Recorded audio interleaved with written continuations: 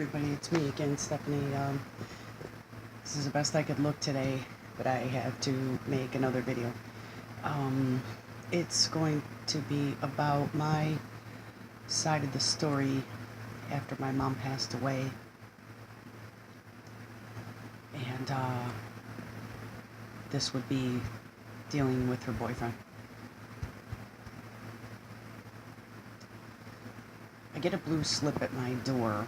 My boyfriend answered the door, and it says I have to go down to the examiner's office to identify my mom's body. During this time, I had a little bit of an ordeal with her boyfriend.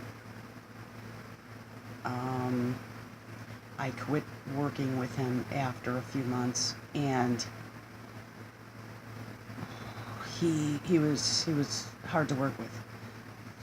He takes pain pills, unprescribed medicine, smokes weed, drinks alcohol, liquor,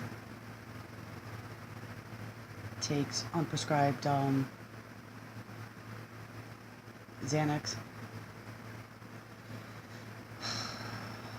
I was in a really bad jam and I needed a job, so I took the job with him. And then it ended up, it fizzled out. I don't know exactly what happened at that point, but what happened was when I decided not to work with him anymore. See, he goes through these things where he doesn't have a driver's license.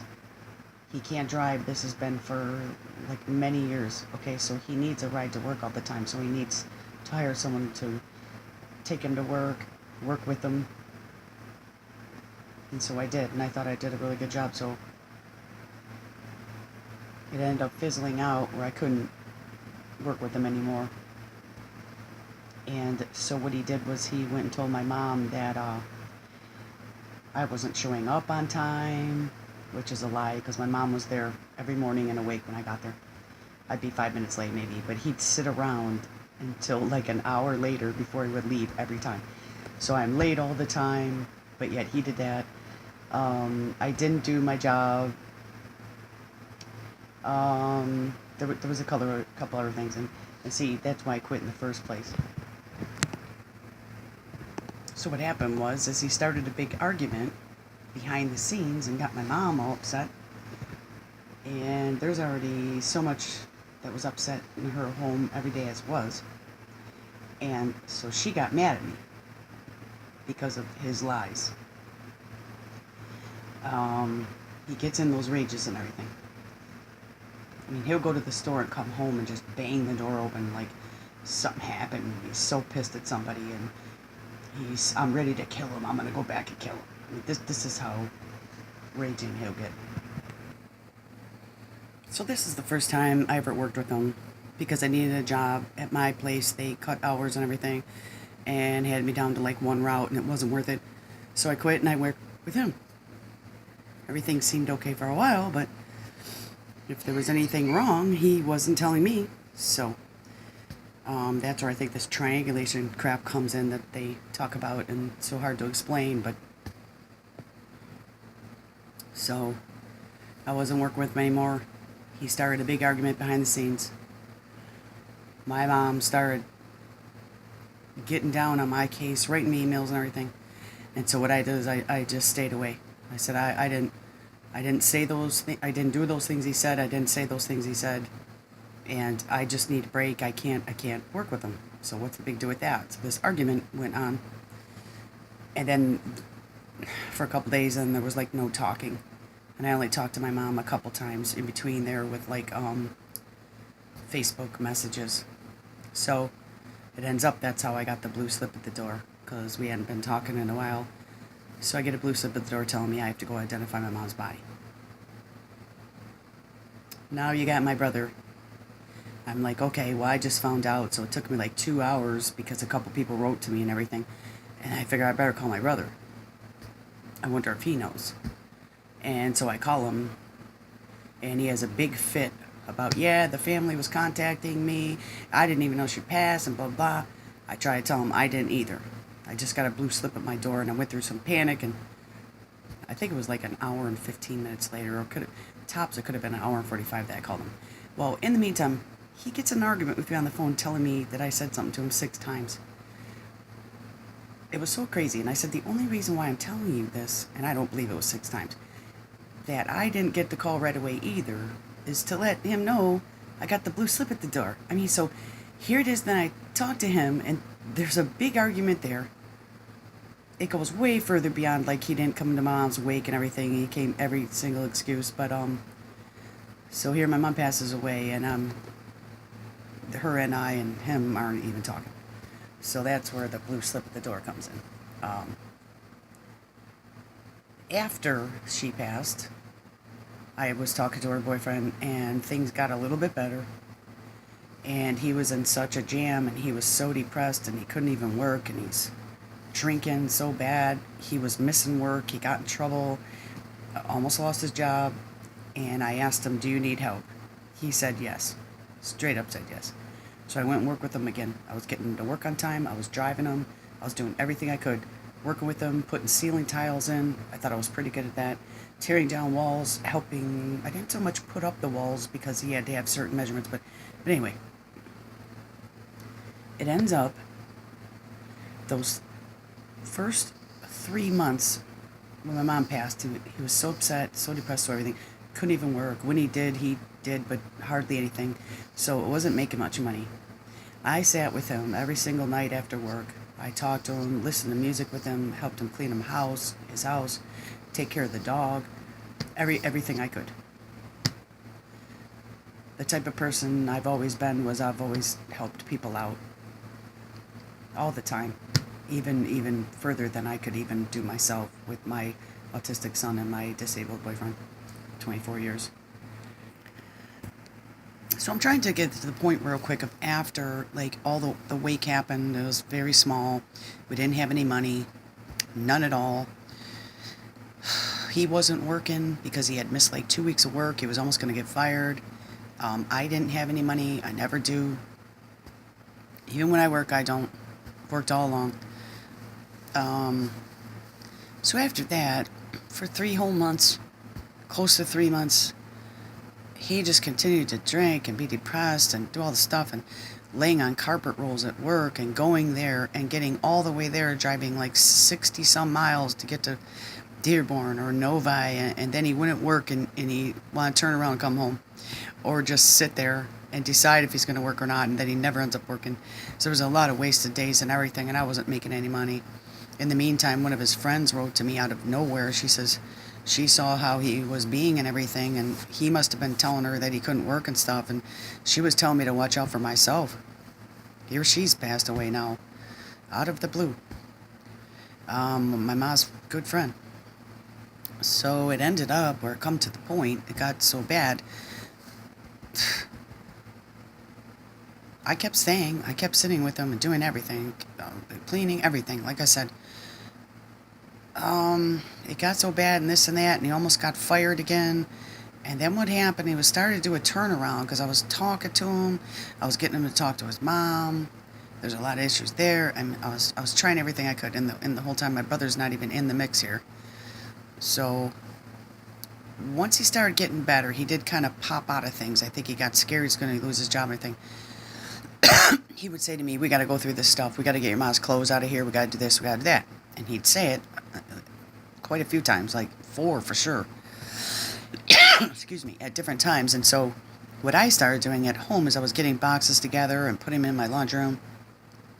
I was preparing to think, like, what am I going to do? My mom told me I'd have these Capitamani things. Those were all mine. She wanted me to have this ring of hers that was in the pawn shop. Excuse me. And so on a few different occasions, I was telling them on the phone or through text or at his house, and okay, maybe we can start going through things, and what we'll do is we'll just take them down, and we'll just stick them in a room. We'll just put them in boxes, stick them in the room. And during the meantime of that, once he started getting better, he's asking me, can I give the sewing machine to my sister-in-law? Can I give this? Can I give that? And I thought, okay, fine, whatever, fine. But as time went on, and we weren't doing anything about anything, and he's giving things away, and I'm not getting anything, he gave me a couple different rings, and I think only one is gold. It's real little. And little, like a snake ring. It ain't even gold. It's like all silver and very tarnished, like black. You know, a couple empty bottles. I could just even show you empty bottles. They were only like a little bit in them of perfume she had. There was like 1, 2, 3, 4, and a thing of body wash. And I mean, these people are getting sewing machines, all my mom's thread. She had tons of thread in this whole thing. I am talking like, I'm dead serious, about 200 rolls of thread. She had a big bin of fabric. I mean, this fabric was like a lot and nice. A brand new sewing machine she only used a couple times. Then I find out, oh, his daughter comes down and she took a bunch of purses and a bunch of necklaces and things like this. And she also got a ring. Then he's telling me, oh, I'm sorry, I think it was your grandma's ring. You should have got that. I'm like, fine. I went with all this stuff, right? But then when I want to start going through his stuff and just boxing up, putting a room, he would say, yeah, we got to do it sometime. That was oh, yeah, we got to do it sometime. Another time was, oh, you're too upset. Now, mind you, when I was there these 3 months and he was going through very depressive modes and drugs and alcohol and drinking and not working, almost losing the job, I think I cried one time. I cried one time about my mom. But I'm the one that's too upset. So it got to the point where he wasn't cooperating. He wasn't doing anything. He's giving stuff away. I'm not getting nothing. You think I should have just took something, right? Well, but I'm not like that. I wait till somebody's ready. I'm not going to take everything out of the whole house, too, when he's depressed. But he started cracking out of it. He started getting things together, blah, blah, blah.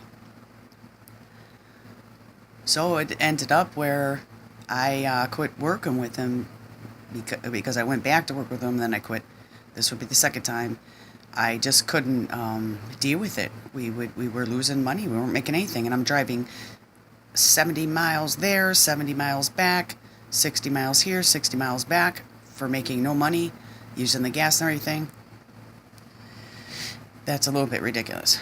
So I ended up quitting the job, but I kept in touch with him, and that's when I was saying about the boxes and stuff too. He was just blowing it off. So it ends up where, you know, he's not talking to me no more. Things are getting spread out and everything. So I have my mom's friend telling me, you know, I should get my mom's stuff out of the used storage. I should get her stuff out of the pawn. Well, it gave me the idea. I thought, I'm not going to end up with anything with this guy because he keeps blowing me off all the time, but yet giving things to other people. I went down and got her stuff out of pawn. She had a few bracelets, a few necklaces, a ring, the ring that I was supposed to get. And so what I did was I went down there and asked him how much to pay it off. He said $380 and I could get it out. But he offered that if I just sold it to him without even paying the $380, I ended up walking away with $328. So that's what I got. Now, no, I didn't tell him, because why should I? Why should I give the devil a heads up? Seriously, that's how I feel. And it's like, nothing's, I say devil because he's following like evil. He wouldn't work with me, but he's working with everybody else with giving my stuff away. So I went ahead and got the stuff out of pawn, and I didn't tell him, and then he ends up calling. He's totally pissed off and everything. That's what you'll see, the text messages. I screwed myself, I this, I that. Boy, you know. So that's all I got. And he didn't ask why. He didn't ask nothing. He just said, I stole, I'm a stealer, he's going to turn me into the police. I said, go ahead, I have a legal right, I'm the next of kin. I got the death certificate, I'm the legal. He's not married to her, he has no rights. So if he just wants to screw around like that and worry about everybody else and giving it to people that aren't even family. I mean, sister-in-law that's divorced from his brother. Sure, maybe she's like family, but still, I'm her daughter. And so anyway, the text and everything, he's just going to give it all to my brother. And wow, my mom hadn't talked to my brother in a year. My mom didn't even tell my brother that she moved. That's how bad it was between them. But now my brother's his best friend, and they hang out all the time. And they're playing against me. And fine, let them go live in their guilt that they can keep all my mom's stuff. Whatever. Even the stuff that she told me before she even passed. I think she knew she was going to pass. Even the stuff she told me, the Capitamani and her ring in pawn. The only thing I did was get the ring in pawn. So that's because I went and took it upon myself to go get the stuff out. It's crazy. So in the background, things are smearing. You could tell because families talk. You could just tell because things that are coming out. like my mom's friend right now. That wasn't even his friend. He hated her. He couldn't stand this from my head. He hated her. He said he hated her constantly. Now they're talking. I mean, see how it goes. So, if somebody passes away, that's another thing too, is they're blaming me for my mom's death and everything. That's how far it's going. They're blaming me. My brother's blaming me for my mom's death. Her boyfriend's blaming me for death. My mom's friend is blaming me for her death. It's all crazy. And you know what I think? They caused the death, okay? So thanks for watching. I hope when you have somebody pass away, it doesn't come to this point, but I hear a lot of people saying that that's what's happening when it comes to people's belongings and stuff. Everybody's arguing. So I'm so sorry for what you have to go through, and I don't think mine will ever be solved, so I don't really think there's a solution. So just do what you do, and pray for the rest. Thanks.